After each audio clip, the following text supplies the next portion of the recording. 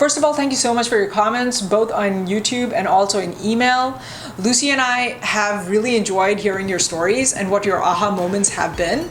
It's also really awesome to relive our journey through your stories, and it's even better because it seems to be a faster, happier ending. If you want to know when the next episode drops, go ahead and hit that subscribe button and also hit that bell icon. Hi Viva fam, this is Richa from CoachViva.com. Let's go. Yes, and why this faster path exists comes down to knowing what your big rocks or 20% are, and then diving into that 20% only so you're not wasting time. As we described in the first episode of the series, what the 80-20% rule tells us is there are 20% of the stuff that works for you specifically, and the other 80% does not. But just by sheer volume, 80%, right? We're set up to try more of the stuff that doesn't work and fail. That's why my friend did keto, so I'll try too, or my friend used Beachbody, so I'm gonna buy that as well, doesn't usually pan out for people. So if you've been confused by why everybody else seems to be having success with something, but you're not, we feel you, it's not your fault. Rich and I spent a decade and over $45,000 combined on figuring out what to do for us before we figured out our 20%. And looking back, we didn't have to waste so much effort had we just known about the system that we're going to be sharing with you today. It's the system we've developed after coaching over 100 clients. It's tried and tested, and now we want to share it with everyone because everyone deserves to know this. So you don't cut out the sweets and breads and the food you enjoy when it's not your 20%. So you don't miss out on hanging out with your friends because you feel you have to spend hours at the gym when really that probably wasn't necessary. So you don't stress out over what to order at the restaurant or what to do at parties, hyperventilating because you're worried it's going to take you off track. In the first episode of the series, we promised you that out of the whole universe of things that works for fat loss, we will help you narrow down to the 20% corner that is especially for you. If you answered the 3 questions in that episode, congratulations! You already eliminated 80% of the stuff that is not going to work for you and saved yourself a whole bunch of time going through it. You have also saved yourself physically by not damaging your body by being stuck in that 80% zone for too long. In the second episode, we showed you how to narrow down within that potential 20% list that you got from the first episode to the actionable 20% list. If you answered the 4 questions that we had in that episode, congratulations again. You have again halved the time it will take you to success. Now that you have a focused list of habits to start testing first, we're going to introduce you to the Big Rocks Test framework, which will tell you what habits you should stick with for the long term in practice, and which ones should be discarded. I mean, think about it. How long did you stick with your last diet before realizing it wasn't working out for you and then you regress back to square one? I personally stuck with the portion control method for a few weeks before giving up because I wasn't seeing the progress I wanted to see. And then I realized it actually did work for me 7 years later. So had I just stuck with that from the very beginning, that would have saved me almost a decade's worth of time. On the other hand, I stuck with crash dieting and strenuous exercises for almost a year. And while I ended up achieving my weight goal, it didn't matter because 1, I still didn't like the way I look. Something that won't happen to you if you remember what we said back in video 1. 2, I couldn't keep it up, and so I regained all the weight I lost and went back to square one. And 3, I wrecked my metabolism such that the next time I tried to lose weight, it was going to be harder. So it wasn't like I went back to just square one. I regressed back to like -1. Now that's almost a year's worth of waste down the drain.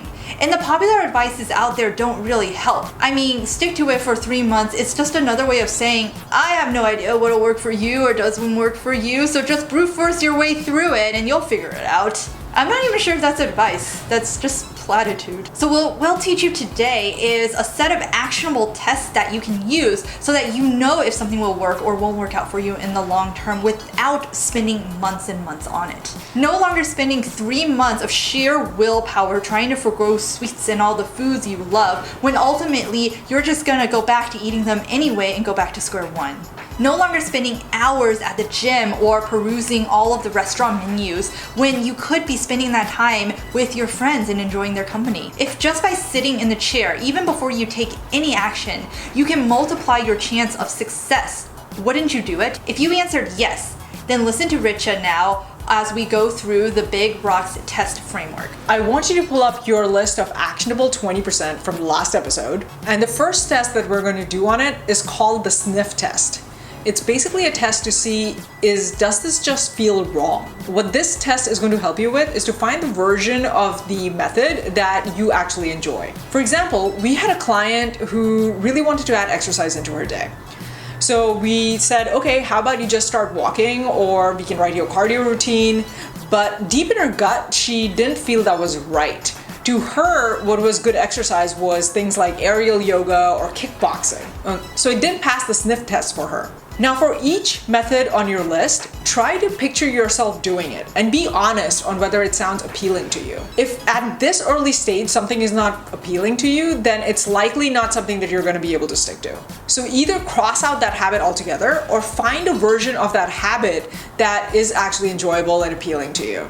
For example, if that method is exercising, then you've just found yourself an exercise types that you actually think you're going to enjoy. Step 2, set desired expectations. First, write down for each method the desired number of times you want to do them. Now, next to each method, write down how many times you did them in the past week. Then, write down that number plus 1 and set that as your immediate next target to shoot for. For example, if you want to cook more and your desired number of times a week that you want to cook is 5 times a week, but right now you're cooking 0 meals a week, then start with 1 meal a week as your immediate next target. Now let's run 2 tests to fine-tune this immediate target number. The first test is called the performance test.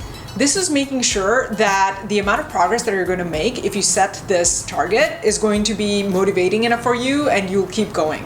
We had a client who wanted to track calories but didn't feel comfortable setting it at a calorie target which was more than at a 100 calorie deficit from their maintenance calories. Now this is fine if you're okay with seeing really slow progress and maybe progress that takes over a month to actually appear on the scale. But from our experience, most people find this progress to be really slow and they start losing motivation and therefore thinking calorie counting doesn't really work. So for each method, tweak your immediate target to be a number that is going to show you enough of a progress that you feel motivated enough to keep going. Note that it's really important that you be realistic with this number. A healthy amount of weight loss is 1 to 2 pounds per week on average. This does not mean that you're losing 1 to 2 pounds every week going forward. It's more like you look at the total number of weight that you have lost in the past month or more, and then you divide it by the number of weeks over which that total loss happened, and on average, you end up seeing that you're losing 1 to 2 pounds per week. If you have a medical condition like PCOS or you're diabetic, then expect an even slower rate of progress. The second is regression test. That is, did this regress something else that I was making progress on my health for? We have had many clients who are able to meet their calorie and carb targets spot on every day. But the price of that diligence caused them to become obsessed with planning what food they'll eat down to the very last calorie, obsessed with making sure that they met their daily target exactly, and how to squeeze in that tempting donut if possible, and so on. This caused them to stress out so much that their body was in a constant state of panic and their mood was just declining. And when your body is in a state like that, your maintenance calories are going to drop. Your metabolism is just going to slow down. And you don't make progress at the same calorie deficit as you would have has your body been functioning at a non-stress level. So this is an example where you're able to consistently practice a method, but at the expense of it regressing another area of your health life. So go down your list of methods, and for each one, write down the potential list of regressions that might occur if you try to practice that method for the target number of times. Then for each, give 2 ratings. 1, the severity of the consequences should this regression occur, rated on a scale of 1 to 10. 2, the chance of this happening, rate that as well on a scale of 1 to 10. Now multiply the 2 numbers together, and that is your risk rating. If any of them have a risk rating greater than 25, then you want to reduce the immediate target number for that method. So far, number 1, you have found variations of each method that you know you will find enjoyable. And number 2, you have fine-tuned the immediate target for each one of those methods to be something that you feel will give you enough progress and yet won't regress you in other areas of your life. So now let's run each of the methods through 3 scenario tests. The first one is the smoke test, which is the golden path of your typical day and seeing how that method would fit in. We have a client who travels a lot for work and therefore eats out a lot. So while she wants to make cooking a habit, it's not something that she's able to fit into her schedule. And even if she did cook for herself, she's not sure when she would eat it since she has to have these business meetings anyway. So for you, write down your schedule for a typical work day and a typical weekend day. Then for each method, try to see where you would fit it. If you're replacing a current thing that you usually do at the time,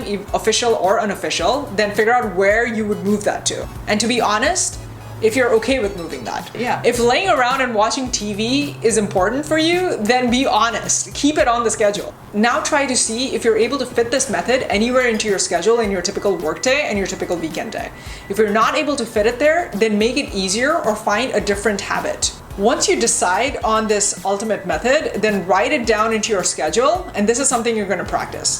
The second one is the unit test. That is, does this work with the common scenarios throughout my day? For instance, the pause strategy is often something that we ask our clients to try. This involves taking a small plate or bowl of food and then eating it. Then, before you feel compelled to go back for seconds, drink a tall glass of water and then pause for a certain number of minutes. Then afterwards, ask yourself, am I still hungry enough to eat this? And only if the answer is a certain yes, do you go back for seconds. For many of our clients, this strategy passes unit tests. This means it works in every scenario for which this can be applied to, whether that's eating donuts at work or doing a buffet out with friends at a restaurant, or even just portioning and eating for yourself at home. However, we've had some clients for which, while this works when they're just eating alone, it doesn't necessarily work in picnic or social situations because they get so sucked into the conversation that they end up just mindlessly eating whatever happens to be around. So in that case, we have to come up with another method that works. Now, it's okay if this method doesn't necessarily pass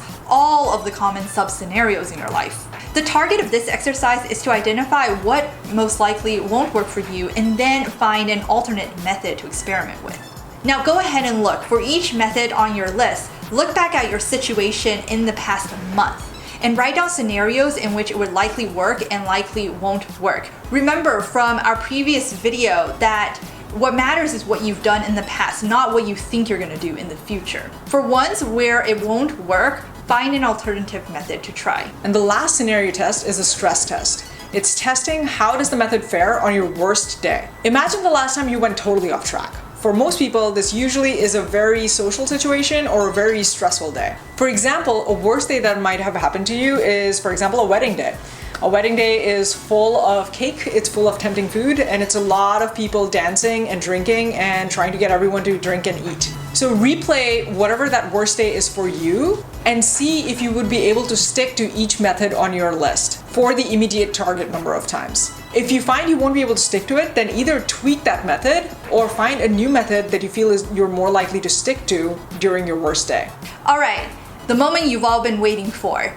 Now that you have picked a solid strategy for testing each method, pick one from your list, the one that you're most confident and excited to start trying. Plan out a week where you run through all three scenario tests, the smoke test, the unit test, and the stress test. Now the unit and the stress test may require a little more planning to intentionally create the situations, and so it may take longer than a week to try those. But at the end of each test, which should be daily for the smoke test and each event for the unit and stress tests, note down how well you were able to do the method that you were trying to practice. And using those results, tweak the practice as needed. For example, you may find that the pause strategy that we talked about before mostly works for you, but you still sneak in a few bites than you wanted at certain occasions. Then you can tweak the strategy. For instance, if it's buffets, you can stand on the opposite side of the room from the buffet table. And for the methods that totally failed for you, you can decide if you want to give it another shot or not. But if you failed 3 times in a row, then stop kidding yourself.